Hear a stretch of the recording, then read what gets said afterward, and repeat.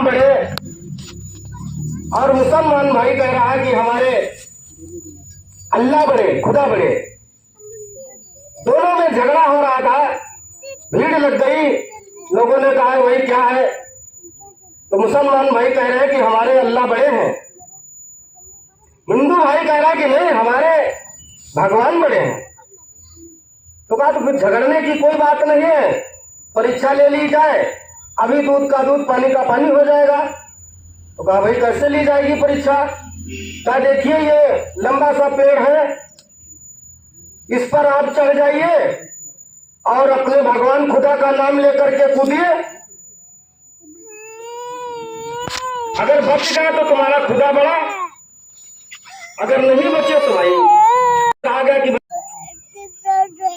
मुसलमान भाई चढ़ गया ऊपर और अपने खुदा का नाम लेकर के मजबूती के साथ में कूद पड़ा।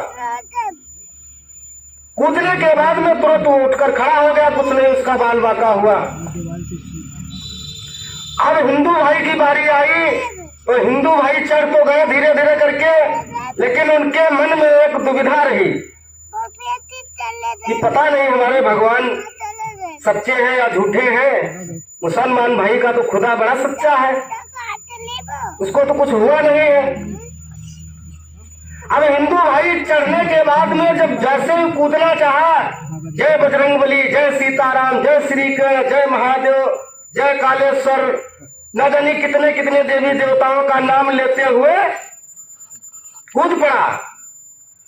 तो भगवान राम सोचने लगे कि देखिए महादेव जी हमसे बड़े हैं, महादेव खुद ही जाएंगे बचाए, बजरंगबली इतने बलवान वो चले जाएंगे, हम नहीं भी पहुंचेंगे तो कोई बात नहीं। बजरंगबली ने सोचा कि महादेव सब देवों के देव, वो पहुंच गए होंगे, पहुंच ही जाएंगे, हम नहीं भी पहुंचेंगे तब भी कोई बात नहीं।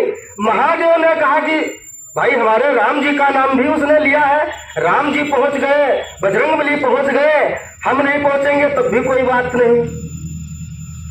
तो ऐसे ऐसे सभी देवताओं ने सोचा और उसकी रक्षा के लिए कोई भी देवता नहीं पहुंचा, और हिंदू भाई जमीन पर कूदते ही हाथ पैर उसके टूट गए, लंगड़ा हो गया। तो मेरे प्रेमी भाई बहनों, कहने का तात्पर्य यही है, यदि हम एक के सहारे हो जाएंगे तो हमारा बचाव 100% निश्चित है।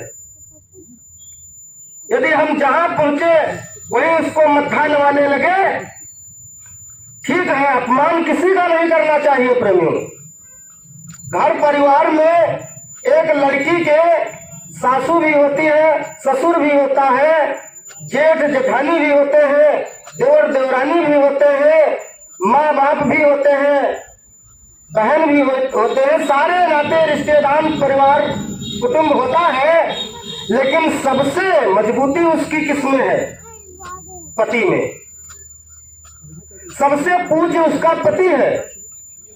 यदि परीक्षा लेकर के देखा जाए कि तुमको ये परिवार प्यारा है कि पति प्यारा है, तो उसको अंत में यही कहना पड़ेगा कि भाई मानेंगे हम सबको, लेकिन हमारा पति सबसे ज्यादा पूज्य है। उसी प्रकार से हम आपकी भी शादी हो चुकी है। किससे शादी हो चुकी है? परम पिता परमात्मा से, अनामी महाप्रभु से हमारी आपकी शादी हो चुकी है।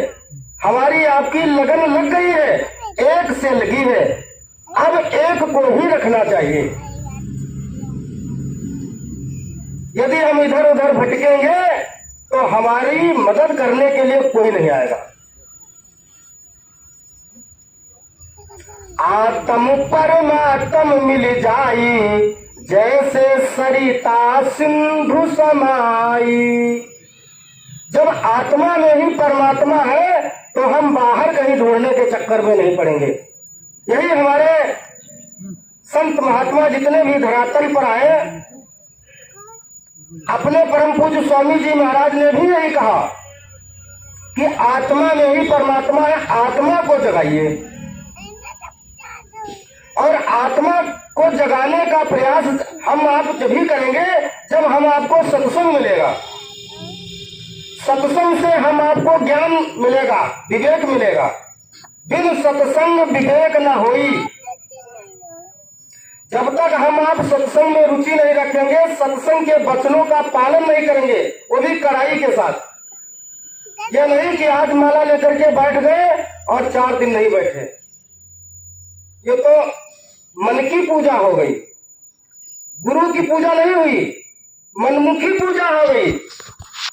जब मन आया तो माला लेकर के बैठ गए, और जब मन आया तो कहा आज नहीं करेंगे, कल करेंगे, आज के बदले कल डबल कर लेंगे। ऐसा प्रेमियों संभव नहीं है।